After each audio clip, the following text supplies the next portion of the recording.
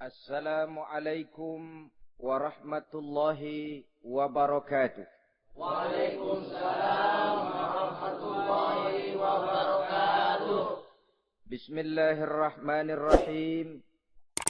Alhamdulillahi rabbil alamin. Wassalatu wassalamu ala ashrafil anbiya'i wal mursalin, imamil muttaqin, sayyidil ghurril muhajjalin, Sayyidina wa maulana Muhammadin wa ala alihi wa ashabihil mujahidin at-tahirin, amma ba'du. Saudara-saudara kaum muslimin rahimakumullah. Kejadian dan keberadaan kita dalam kehidupan di dunia ini merupakan kejadian dan keberadaan yang terima jadi atau terima beres. Artinya, tidak seorang pun di antara kita yang dahulunya pernah mesen untuk punya potongan seperti yang sekarang ini, punya warna kulit seperti yang sekarang ini, punya bahasa seperti yang sekarang ini. Seluruhnya kita terima jadi. Oleh karena kita terima jadi, maka Allah tidak menilai manusia dari rupa dan potongannya, tidak juga dari harta bendanya. Bersabda Nabi kita, Innallaha la yanzuru ila suwarikum wa amwalikum, walakin yanzuru ila qulubikum wa a'malikum. Sesungguhnya Allah subhanahu wa ta'ala tidak melihat potonganmu, tidak melihat harta bendamu, tetapi yang dilihat dan dinilai oleh Allah subhanahu wa ta'ala tidak lain adalah hati dan amal perbuatanmu. Kenapa rupa yang elok, paras yang cantik tidak dijadikan penilaian utama oleh agama? Pertama, karena yang namanya cantik adalah relatif. Tergantung siapa yang memandang. Yang menurut saya cantik, menurut saudara belum tentu cantik. Dan yang menurut saudara cantik, menurut saya mungkin jelek, enggak ketulungan. Oleh karenanya, di kalangan para ahli cinta ada perbedaan pendapat. Sebenarnya cantik yang bikin orang jatuh cinta atau cinta yang menyebabkan orang jadi cantik. Dua-duanya bisa saja terjadi. Mungkin karena cantik orang lalu jatuh cinta. Mungkin sudah kadong cinta biar gempor cantik juga. Tapi yang jelas cantik adalah relatif. Yang kedua, cantik itu temporer. Berubah oleh pergeseran masa dan pertukaran waktu. Tidak ada orang makin ke ujung makin cantik. Sekarang dia sedang sweet 17-an. Umur 17-an, of course cantik bukan alang kepala. Seluruh yang ada dalam dirinya menjadi syair di kalangan para remaja. Rambutnya katanya ikal berderai. Pipinya bak pauh dilayang. Lalu janggutnya katanya macam lebah bergantung. Alisnya macam semut beriring. Kalau dia senyum orang pada lemes. Itu sekarang 2, 30, 40 tahun yang akan datang kalau dia senyum mungkin orang lari semua. Cantik itu temporer. Dan yang ketiga, di atas langit masih ada langit lagi. Di atas yang kita anggap cantik, rupanya masih ada yang lebih cantik lagi. Oleh karena itu, penilaian inti dari agama bukan soal potongan. Bukan soal harta benda, tapi hati dan amal perbuatan. Alangkah lebih idealnya lagi, kalau hati yang baik dan perbuatan yang baik berada pada rupa yang elok juga. Inilah yang dinamakan kecantikan zahir dan batin. Dan ini yang dimiliki oleh Nabi Allah Yusuf alaihi salam yang akan kita bicarakan pada pertemuan kita kali ini. Pantas kalau pada saat kita berdiri di muka cermin, disunahkan kita membaca doa seperti yang diajarkan Nabi. Allahumma kama hassanta khalqi fahassin khuluqi. Ya Allah, sebagaimana telah engkau baguskan rupaku, baguskan juga kiranya akhlak dan budi pekertiku. Supaya kecantikan zahir diiringi dengan kecantikan batin. So apa gunanya zahir yang cantik kalau batinnya berbahaya? Itu yang orang bilang Apa guna katanya berkain batik kalau tidak dengan kebaya? Apa guna berparas cantik kalau melulu bawa bahaya? Saudara-saudara yang saya hormati, Nabi Yusuf alaihi salam diberikan oleh Allah ketampanan zahir dan batin.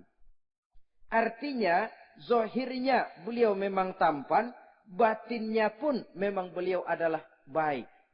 Dan inilah kebaikan yang berlipat ganda. Kadang-kadang ada orang yang tampangnya sederhana saja, tapi batinnya baik. Itu lebih baik ketimbang yang zahir dan penampilannya baik, tapi batinnya rusak.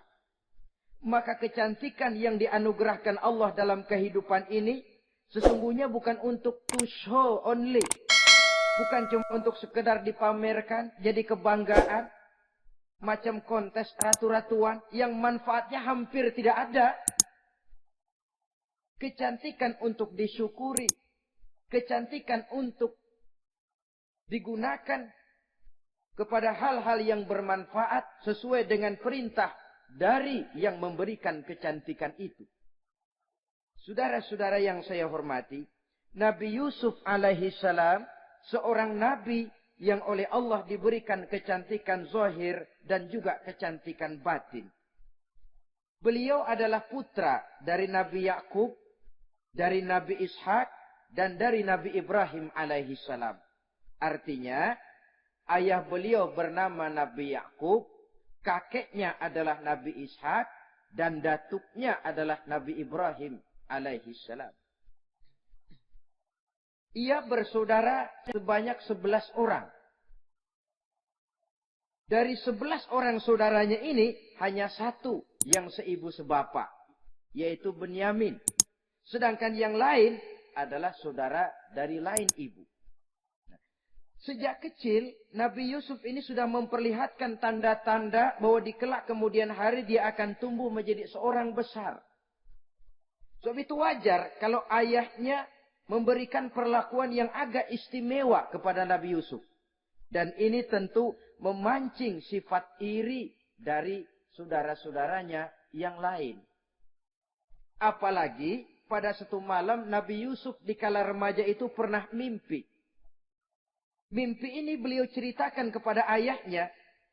Kata beliau, "Ya abati, inni ra'aitu ahada asyara kawkaba wasyamsa wal qamara ra'aituhum li sajidin." Jadi satu hari Nabi Yusuf cerita kepada ayahnya, "Ayah, saya mimpi." Mimpi apa Yusuf? "Saya melihat dalam tidur saya ada 11 bintang, lalu matahari dan bulan, saya lihat seluruhnya sujud kepada saya." Ayahnya mendengar mimpi ini, mengerti takwil. Lalu pesan kepada Nabi Yusuf, "Yusuf, mimpi ini jangan kau ceritakan kepada saudara-saudaramu. Mereka sudah punya pandangan yang tidak baik kepada dirimu. Kalau ini kau ceritakan, mungkin akan membahayakan bagi dirimu." Sebab rupanya saudara-saudaranya yang lain ini iri hati kepada Nabi Yusuf, yang mempunyai keistimewaan dan mendapat perhatian istimewa juga dari orang tuanya. Saudara, kita tahu ini sesuatu yang wajar dalam kehidupan. Pepatah bilang, likulli zi ni'matin mahsudun. Tiap kali kita mendapat suatu nikmat, bakal ada orang yang hasud, iri hati, dengki. Itu watak kehidupan. Kalau kita jatuh miskin, orang tepuk tangan. Kalau kita jadi kaya, orang tanya berdukun kemana. Wajar saja. Likulli zi ni'matin mahsudun. Tiap kali kita mendapat suatu nikmat, tentu ada yang hasud, ada yang iri, ada yang tidak senang. Begitu juga halnya dengan saudara-saudara Nabi Yusuf alaihi salam. Dan watak iri hati ini tidak cuma tinggal iri hati. Mereka buktikan lewat tindakan konkret. Suatu hari mereka musyawarah, saudara-saudara yang iri ini. Saudara-saudara, bapak kita enggak adil. Masa Yusuf mendapat perlakuan istimewa? Wa nahnu usbah, sedangkan kita ini golongan yang lebih besar. Dari 12 orang anaknya, masa cuma satu Yusuf yang mendapat perlakuan lebih istimewa? Kita ini yang 11 dianggap angin apa? Nggak adil abah kita ini. Iya, tapi caranya bagaimana? Apa kita omelin bapak? Jangan. Habis Yusuf singkirin. Kalau Yusuf nggak ada kan anaknya tinggal kita. Praktis perhatiannya seluruhnya akan tercurah kepada kita. Nah, saya ingatkan bahwa hasud sering mendorong orang untuk melakukan segala macam cara.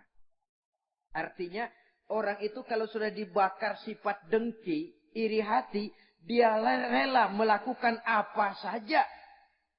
Pertama, agar nikmat yang ada pada diri orang lain hilang. Yang kedua, supaya nikmat itu pindah kepada dirinya. Andai kata tidak pindah kepada dirinya, ya hilang sajalah. Jangan orang lain yang dapat nikmat. Ini watak hasud. Ingin nikmat orang lain pindah kepada dirinya. Atau hilang walaupun tidak pindah kepada dirinya. Tapi yang bersangkutan tidak lagi mendapat nikmat. Untuk itu segala macam cara akan dilaksanakan. Ini dicontohkan dari usaha yang dilaksanakan oleh saudara-saudara Nabi Yusuf alaihissalam. Oke, setuju. Kita singkirkan Yusuf. Tapi caranya bagaimana? Gampang. Bunuh saja. Kalau bunuh sih rasa-rasanya tidak sampai hati membunuh Yusuf. Lalu bagaimana? Kita kucilkan saja dia. Kita asingkan dari sini, kita buang jauh-jauh supaya dia tidak ada lagi kelihatan dalam pandangan Abah. Kalau dia sudah tidak ada dalam pandangan Abah, yang dilihat cuma kita dan seluruh kasih sayangnya akan tercurah kepada kita semua. Nah, setujulah kalau itu. Caranya nanti kita atur belakangan. Jadi satu hari permisilah saudara-saudaranya ini kepada Nabi Yakub. Abah, kami permisi mau pergi main-main dan Yusuf akan kami ajak.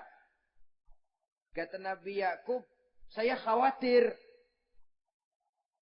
Nabi Yakub sudah melihat gelagat yang tidak baik. Sudah ada semacam firasat.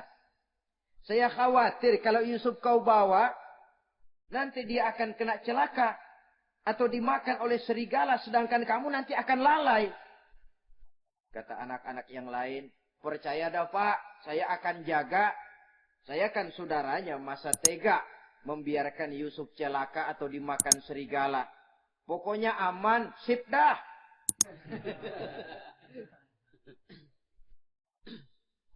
Sampai akhirnya Nabi Yakub mengizinkan. Pergilah 12 bersaudara ini pergi bermain-main. Mula-mula berkejar-kejaran, Yusuf ikut main kejar-kejaran. Lantas buka baju, Yusuf ikut buka baju. Sampai ketika tiba di tepian sebuah sumur tua, rencana yang sudah disepakati itu dilaksanakan. Nabi Yusuf diangkat beramai-ramai, digotong, lalu dimasukkan, diceburkan ke dalam sumur mati itu. Kemudian baju Nabi Yusuf itu mereka basahi dengan darah kambing. Setelah itu mereka pun pulang menemui Nabi Yakub alaihi salam dengan rasa sedih yang dibikin-bikin. Ini penyakit hasud. Jadi kalau orang hasud kepada kita, begitu kita mendapat kesulitan, dia datang dengan air mata buaya. Belagak sedih, belagak ikut berduka cita, padahal sih hatinya sorak. Padahal batinnya girang bukan main.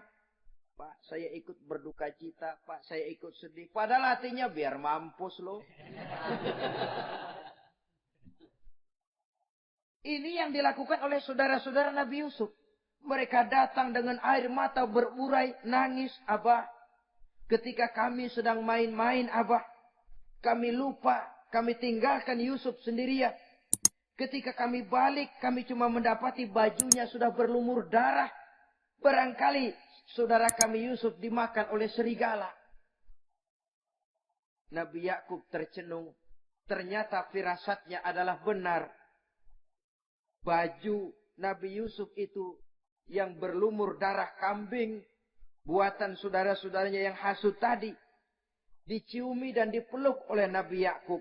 Kepedihan seorang ayah yang ditinggalkan oleh anak tercintanya. Saudara, adapun Nabi Yusuf alaihi salam tercebur di sumur mati itu. Sampai pada satu hari ada khalifah, ada kafilah niaga dari negeri Madian hendak menuju ke negeri Mesir, lewat di tempat itu. Ketika salah seorang mereka bernama Malik bin Dho'ar hendak mengambil air, timba diturunkan ke dalam sumur. Begitu diangkat, ini air kok berat amat.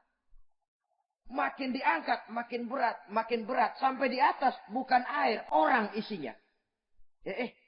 Ada orang di ember. Dia lihat rupanya sangat tampan, elok, cantik. Ini barangkali anak bangsawan ini. Parasnya begini cantik, begini tampan.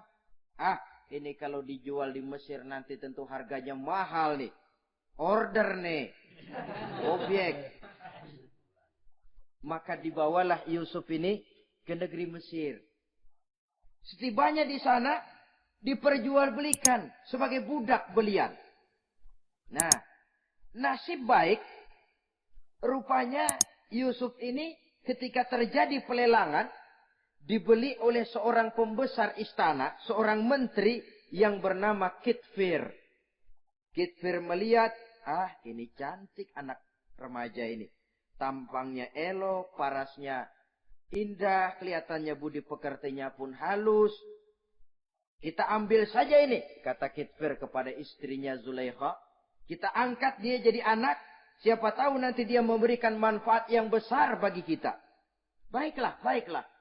Dan sejak saat itu, Yusuf dipelihara di rumah Kitfir dalam istana yang tinggal bersama istrinya Zulaikha.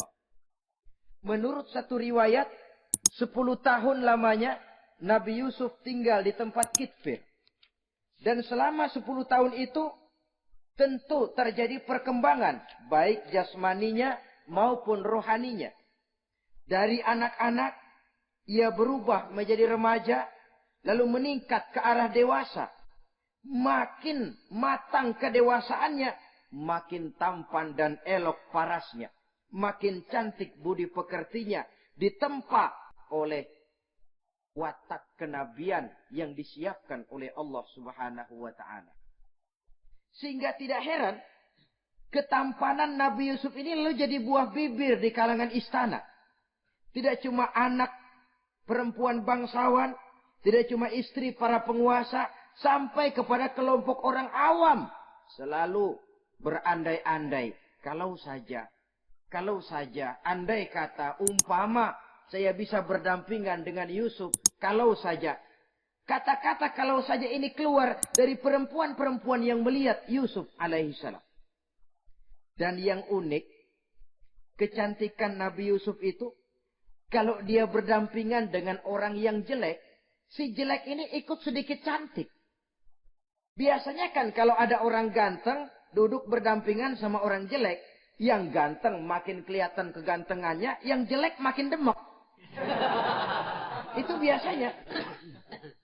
Tapi kecantikan Nabi Yusuf ini tidak mengangkat orang lain.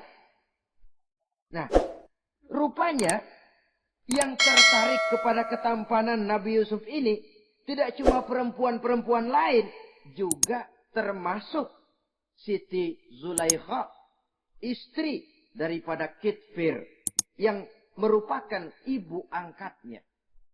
Kalau pada mulanya Zulaikha merawat Nabi Yusuf sejak kecil dengan harapan nanti akan membawa manfaat. Setelah dilihatnya makin lama makin tampan, makin lama makin cantik, makin lama makin rupawan. Berubah rupanya rasa kasih sayang seorang ibu menjadi kasih sayang seorang perempuan kepada laki-laki. Dia merindukan saat-saat di mana dia bisa mencurahkan rasa hatinya itu kepada Nabi Yusuf alaihi salam. Hampir-hampir nyaris Zulaikha ini, kalau istilah anak muda barangkali, siang jadi kenangan, malam jadi impian. Kemanapun dia pergi, bayangan Yusuf juga yang selalu menggodanya. Selalu ditunggunya saat-saat yang mungkin untuk dia bisa menyampaikan hasrat hatinya kepada Nabi Yusuf alaihi salam. Dan saat itu pun datang. Satu hari Kitfir harus menghadiri persidangan negara. Rumah besarnya lenggang, para pembantu kebetulan tidak seorang pun ada di dalam. Inilah saat yang ditunggu-tunggu oleh Zulaikha. Keluarlah ia dari kamarnya dengan pakaian yang tipis sewarna dengan warna kulitnya. Sehingga pakaian dalamnya nyaris tembus. Dengan langkah yang diatur sedemikian rupa, memancing rangsangan, ia datang menghampiri Yusuf alaihi salam. Lalu dengan suara lemas memelas, ia pun memanggil Yusuf. Ada apa tuanku? Sini yang. Kalau bahasa kita. Melihat, mendengar suaranya yang lain dari hari-hari biasa. Apalagi melihat pakaian Zulaikha yang begitu tipis. Jantung Nabi Yusuf berdetak sangat cepat. Darah mengalir dengan cepat. Maklum, beliau juga manusia, laki-laki, normal terlepas dari kenabiannya. Jantungnya dak-dik-duk. Kemari Yusuf, sini. Ada apa tuanku? Sudah lama Yusuf. Lama apa tuanku? Saya memendam rindu kepadamu Yusuf. Siang malam engkau juga yang jadi tumpuan harapan saya. Kemanapun saya pergi seakan wajahmu juga yang saya lihat Yusuf. Tidur saya jadi tak nyenyak. Makan saya tak pernah membawa kekenyangan Yusuf. Tidur yang biasanya mendatangkan semangat seolah semuanya pergi meninggalkan saya Yusuf. Hembusan sepoi pagi mengusap bunga merekah dalam taman. Yang biasanya membawa keindahan. Semuanya telah berganti dengan keindahan wajahmu Yusuf. Sinilah sebentar penuhi hasrat hati saya. Saya segan tuanku. Segan kenapa Yusuf? Saya tidak mau mengkhianati Tuhan saya yang telah berbuat baik kepada saya. Apakah saya juga tidak pernah berbuat baik kepadamu? Benar, Tuhan juga berbuat baik kepada saya. Tapi pantang saya mengkhianati majikan saya. Yusuf, sekarang kesempatan yang baik. Kitfir, suami saya, sedang menghadiri persidangan penting di negara, di istana. Dan rasanya akan lama dia baru kembali. Sementara para pembantu kita tidak ada di sini. Saya malu tuanku, saya segan. Malu kepada siapa? Tidak ada yang tahu, tidak ada yang lihat. Allah. Saya takut, saya malu kepada Allah tuanku. Padahal kalau menurut ukuran hati, Quran menjelaskan walaqad hammat bihi wa hamma biha. Sebenarnya Zulaikha cinta kepada Yusuf, Yusuf pun senang kepada Zulaikha. Saat itu iblis sibuk bukan main memasang jerat, pasang besi berani biar pada nyetrum.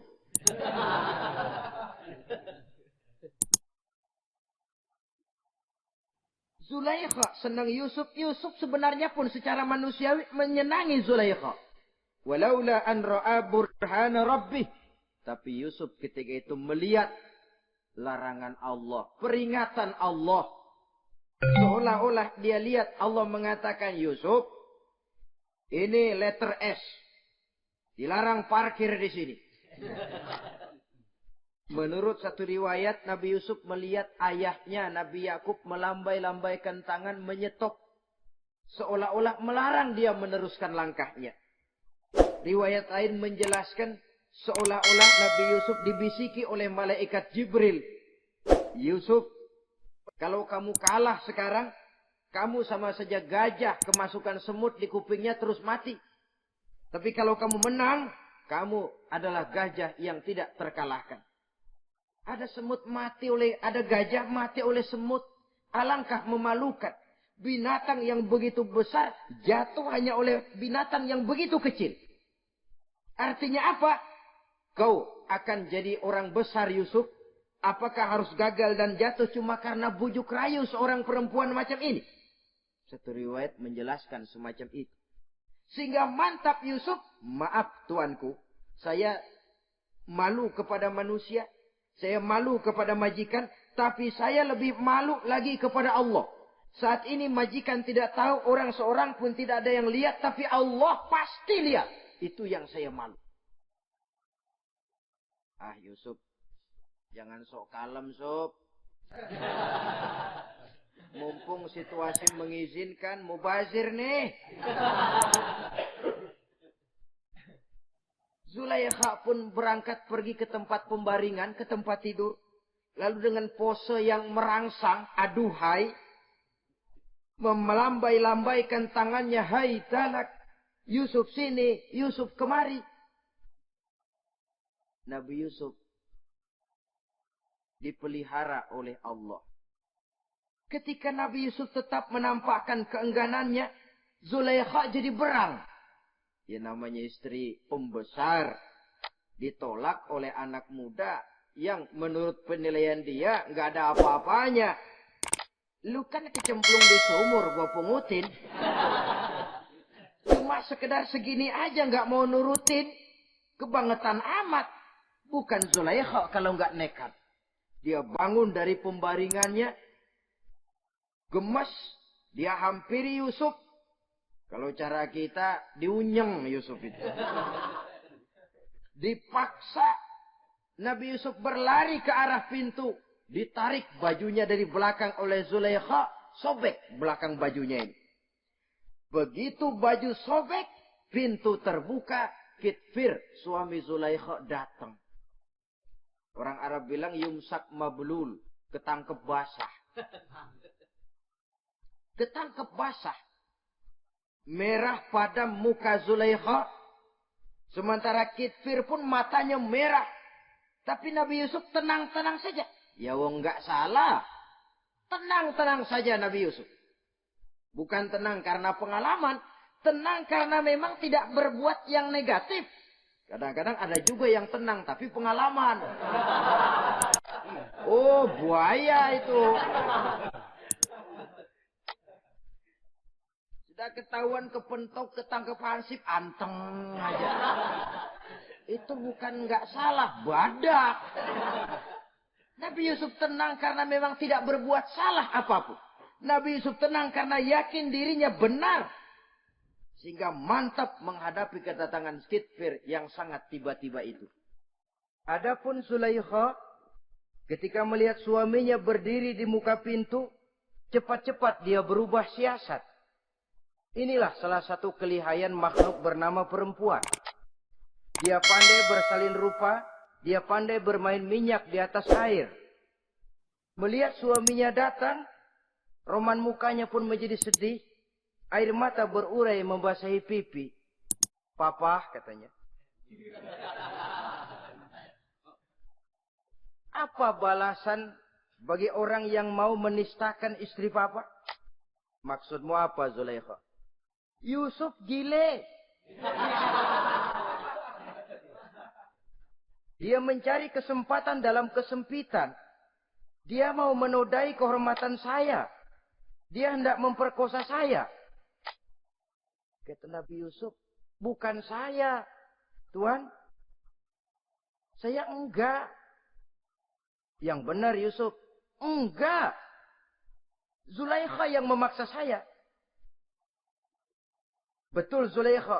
Tidak, Yusuf yang memaksa saya. Sampai akhirnya salah seorang dari isi rumah itu memberikan jalan keluar. Tuan Kitfir, begini saja. Sulit memang untuk dilacak kebenarannya. Cuma periksa saja baju Yusuf. Kalau bajunya sobek di belakang, Yusuf benar. Zulaikha salah. Kalau baju Yusuf sobeknya di depan, Zulaikha yang benar. Yusuf yang salah. Nah, apa artinya itu? Kalau bajunya sobek di belakang kan artinya Yusuf kabur ditarik dari belakang. Tapi kalau bajunya sobek di depan, itu artinya Zulaikha nyakar-nyakarin baju Yusuf dari depan. Lihat saja. Pokoknya kalau bajunya sobek di belakang, Yusuf benar, Zulaikha salah. Kalau baju Yusuf sobek di depan, Yusuf salah, Zulaikha benar. Ketika diperiksa, dicek bajunya, betul sobek di belakang. Artinya, Yusuf benar, Zulaikha yang salah. Kata Kitfir, Zulaikha, jelas sudah bagaimana kejadian yang sebenarnya. Oleh karena itu, bertaubatlah kamu kepada Allah. Dan kau Yusuf, jangan ceritakan peristiwa aib ini kepada siapapun. Untuk menjaga nama baik kita bersama. Baik Tuan. Saudara-saudara kaum muslimin yang saya hormati. Tapi ya bagaimana? Serapi-rapinya menyimpan barang busuk, toh akhirnya tercium juga. Gosip ini akhirnya tersiar di mana-mana, terutama di kalangan para pembesar. Sehingga kalau kumpul para istri pejabat, Zulaikha jadi bahan gunjingan. Kan main bini menteri demen sama budaknya. Nggak salah apa tuh? Jadi bahan ejekan. Ya sebab tentu ukuran mereka yang belum pernah ngelihat Yusuf, kalau duren ketemu duren, masa duren ketemu ketimun ya bonyok. Artinya nggak seimbang. Masa istri bangsawan tergila-gila sama anak angkatnya, sama budak beliannya, nggak masuk rasio itu. Zulaikha dengar berita macam itu. Sampai dalam hatinya, pantas saja kamu ngenyek saya, kamu meremehkan saya, karena kamu belum pernah lihat potongan Yusuf bagaimana. Akhirnya, dalam hati Siti Zulaikha ini timbul semacam dendam. Suatu saat, gua kerjain loh. Caranya gimana? Satu hari, para istri bangsawan ini diundang ke tempat Siti Zulaikha. Duduk di satu ruangan luas. Setelah duduk, dihidangkan makanan. Makanannya aneh. Cuma buah sama pisau. Ketika buah dan pisau sudah siap, satu orang satu. Ketika mereka sedang mengupas buah itu, Zulaikha berkata kepada Nabi Yusuf, Yusuf, kau jalan dari sini ke sana, melintas. Kayak peragawati gitu. Untuk apa Tuan? Pokoknya jalan aja dah. Nabi Yusuf jalan. Sejak beliau melangkah ke ruangan itu, semua mata perempuan-perempuan bangsawan yang lagi ngupas buah, semuanya tertuju kepada Yusuf. Ada yang matanya emang belok, makin belok. Ada yang ngeliatin campur mulutnya menganga. Apa kata mereka? Falamma ra'ainahu akbarnahu wa qatta'na aydiyahunna wa qulna hasya lillah ma hadza bashar in hadza illa malakun karim. Falamma ra'ainahu, ketika perempuan-perempuan itu melihat Yusuf, akbarnahu, mereka agungkan Yusuf. Wa qulna hasya lillah, mereka bilang, ini sih bukan orang nih. Ini malaikat nih. Bukan orang. Nah, orang segini cakepnya. Artinya belum pernah mereka lihat paras yang secantik dan setampan itu. Akibatnya apa? Nggak berasa mau motong buah keiris tangan. Rata-rata perempuan yang ada di situ, tangannya pada luka. Kenapa? Mau motong buah, mata kemana, mulut kemana. Tangan kepotong. Melihat itu semua, Zulaikha puas. Nah, kamu baru melihat sekejap.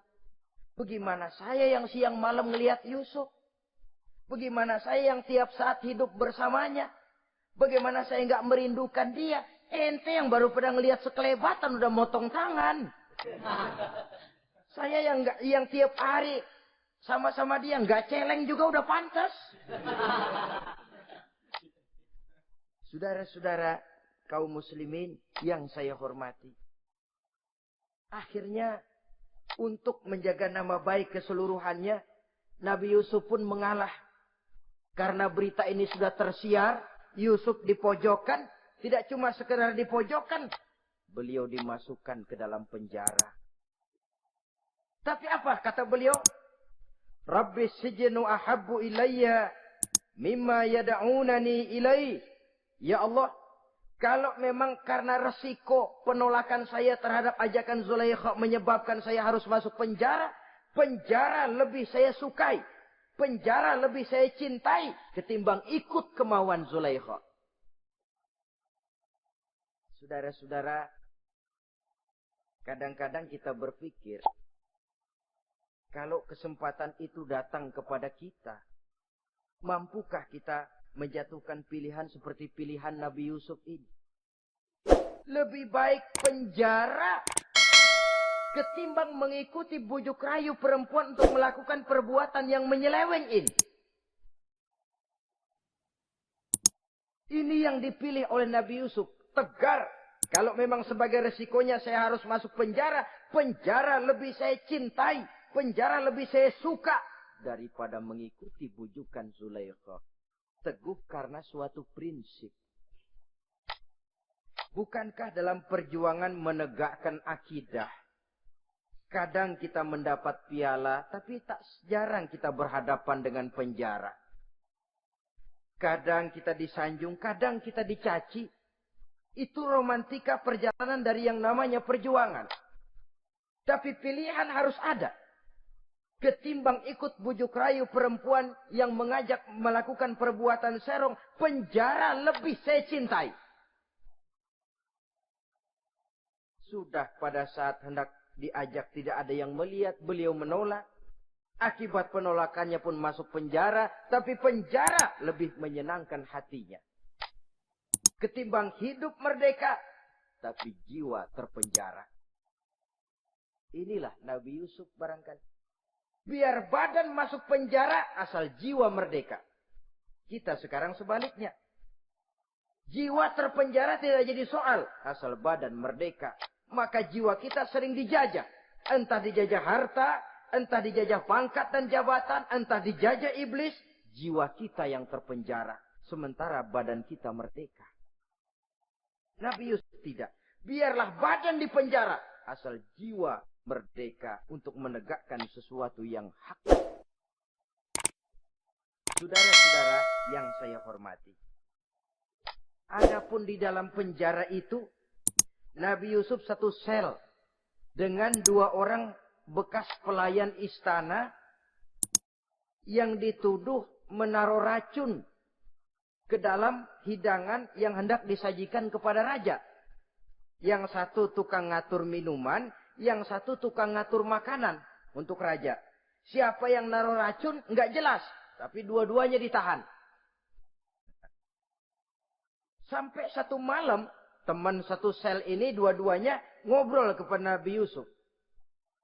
Yusuf, kami ini dipenjara karena dituduh menaruh racun ke dalam hidangan yang dihidangkan kepada baginda raja. Siapa yang salah, kami sendiri tidak tahu. Saya enggak ngerasa naruh racun, kata yang tukang ngatur minum. Saya juga enggak, kata yang tukang ngatur makan.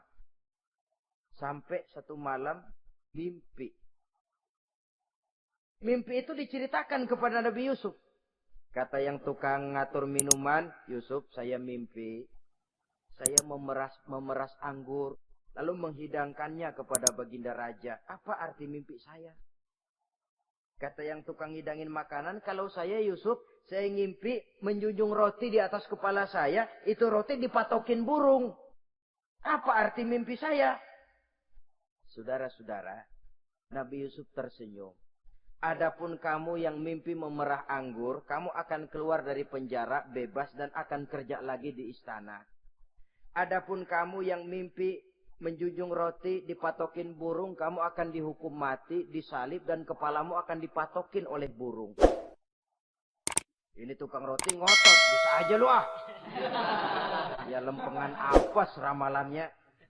Ya bukan soal bisa nggak bisa, lihat aja kenyataannya.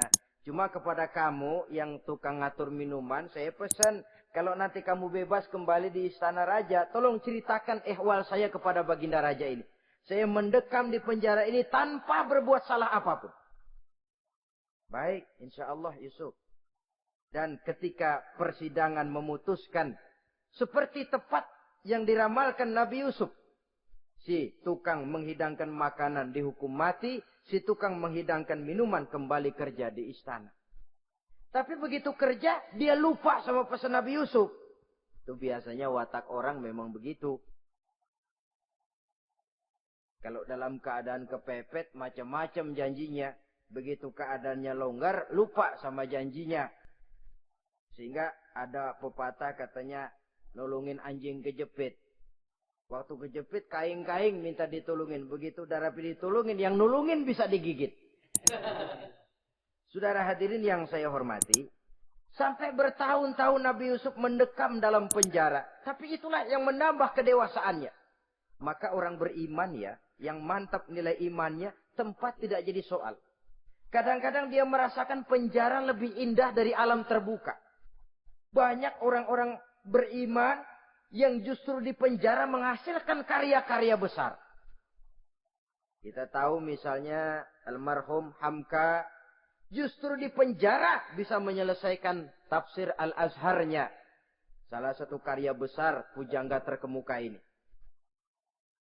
Macam Hasan Al-Banna, Abdul Qadir Auda, dan banyak lagi tokoh-tokoh Ikhwanul Muslimin merasakan justru penjara itu bagaikan sorga. Kenapa? Mereka yakin di penjara untuk sesuatu yang benar. Maka tempat tidak pernah jadi masalah. Kalau jiwa merdeka puluhan tahun mendekam di penjara, tidak akan merupakan satu rasa yang lama. Kenapa? Jiwa tidak bisa dibatasi oleh ruangan 2x3 meter. Jiwa yang merdeka tidak bisa dibatasi dengan teralis besi. Jiwa yang merdeka tidak bisa dibatasi dengan dinding tembok yang tebal. Jiwa yang merdeka mengembara, melanglang buana, mencari idealisme yang ada dalam dirinya. Itu yang dirasakan oleh Nabi Yusuf alaihissalam. Untungnya, satu malam raja ngimpi. Untungnya ini. Ngimpinya luar biasa. Ada 7 ekor lembu gemuk-gemuk. Makanin 7 ekor lembu yang kurus-kurus. Lalu ada 7 batang gandum yang isinya gemuk-gemuk. Ada 7 batang gandum yang sudah layu-layu.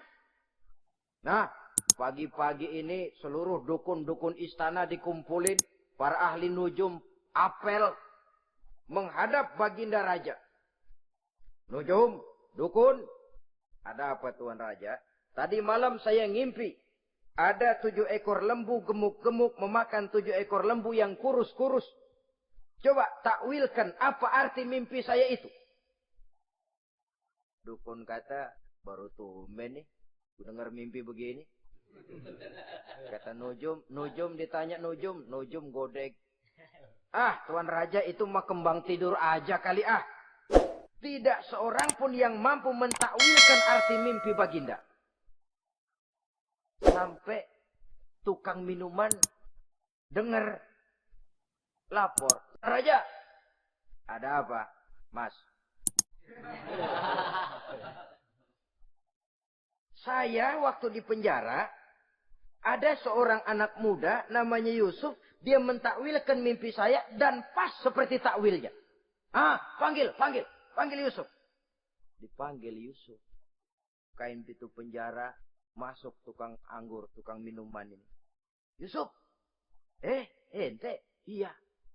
Kemana aja? Itu dia Yusuf, kelupaan. Iya, kalau kelupaan sehari 2 hari barangkali bisa ditolerir. Kelupaan bisa tahunan. Cuma begitu dengar ada mimpi, pikir tukang minuman. Ah, kali aja ini Yusuf bisa takwilkan, kan jasa saya nemuin Raja sama Yusuf kan. Komisi lumayan. Begini Yusuf, baginda Raja mimpi begini-begini. Barangkali kau bisa takwilkan, kau dipanggil menghadap Tuan Raja. Berangkatlah Yusuf menghadap Tuan Raja. Sesampainya di sana, mohon maaf Tuan Raja. Menurut takwil saya, arti mimpi Tuan Raja itu akan datang satu masa di mana 7 tahun lamanya negara ini subur, makmur, aman, tentram, gemah, repah, loh jenawi, toto tentrem, kertora harjo. Tapi akan datang setelah itu 7 tahun lamanya di mana musim kemarau membahana, tanah menjadi kering, panen gagal, rakyat diancam kelaparan. Dan kita harus siap-siap untuk itu. Itu takwil mimpi Tuhan. Caranya bagaimana, Yusuf? Mengatasi krisis kelaparan ini. Ya kita bikinlah gudang-gudang untuk menyimpan makanan. Kalau lagi panen jangan mumpung. Ingat pada suatu saat kita akan paceklik. Sehingga kata orang-orang tua dulu, kalau lagi sehat, ingat dong bakalan sakit. Kalau lagi kaya, ingat dong bakalan miskin. Semuanya itu milik daripada kehidupan. Tidak ada orang yang ketawa terus dalam hidup. Tidak ada orang yang nangis terus. Semuanya silih berganti, datang pergi, patah tumbuh, hilang berganti. Dunia hari ini bikin kita ketawa, besok dia buat kita menangis. Hari ini dibuatnya kita senyum, besok dibuatnya kita berurai air mata. Hari ini dijadikannya kita kaya, besok dijadikannya kita kere. Pantas kalau orang bilang, wamal hayatud dunya, Allah mengatakan wamal hayatud dunya illa lahun wa la'ib. Hidup dunia ini cuma sandiwara. Tiap kita sekarang sedang memegang peranan.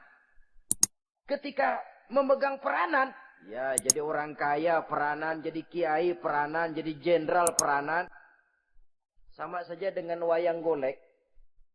Gatot Kaca yang bertulang kawat berotot baja, punya ajian beraja musti, gagah perkasa, bisa terbang di angkasa. Hebat perkasa Gatot Kaca. Kapan? Waktu dipegang dalang. Betul apa benar? Gagahnya Gatot Kaca, sakti mandragunanya sang Gatot Kaca. Kapan itu? Waktu dipegang dalang. Begitu peranannya selesai, sama dalang dimasukin ke kotak, diam aja Gatot Kaca. Terbang kek? Enggak, diam aja. Begitulah kehidupan ini. Gagah kita menyandang bintang 4 di pundak. Gagah kita membawa harta yang banyak. Gagah kita membawa jabatan ini dan itu. Waktu oleh sang sutradara dimasukkan ke dalam lubang yang luasnya tidak lebih 1 kali 2 meter. Enggak bekutik. Enggak ada yang lawan. Jenderal yang berbintang 4 dilonjorin, dia yang lihat anteng aja. Habis peranan sudah sampai di situ. So itu wajar. Kata Nabi Yusuf, kalau lagi panen, ingat pada suatu saat kita akan paceklik. Jangan giliran panen, panen besar. Di daerah-daerah kita lihat, sudah panen pesta pora. Bukan bersyukur kepada Allah. Tapi kegembiraan itu diwujudkan dalam bentuk lain. Tontonan yang membuat lupa diri, bermabuk-mabukan. Sehingga kadang-kadang kalau di daerah itu katanya kalau musim panen, musim kawin. Musim paceklik, musim cerai. Saudara-saudara kaum muslimin yang saya hormati. Karena itu, dalam satu hadis Nabi ingatkan, ta'arraf ilallah firraha ya'rifka fisyiddah. Ingatlah kepada Allah di waktu kamu senang, supaya Allah ingat kepadamu waktu kamu susah. Kalau waktu senang kita lupa kepada Allah, ya wajar. Kalau waktu susah, Allah juga lupain kita. Dalam terjemahannya dengan kehidupan beragama, وَمَنْ أَعْرَضَ عَنْ ذِكْرِي فَإِنَّ لَهُ مَعِيشَةً ضَنْكَ وَنَحْشُرُهُ يَوْمَ الْقِيَامَةِ أَعْمَى. Siapa yang berpaling daripada peringatanku, kata Allah, aku akan berikan dia penghidupan dan kehidupan yang sempit. Sempit itu apa lalu tidak punya duit? Punya duit. Apa tidak punya harta? Banyak harta.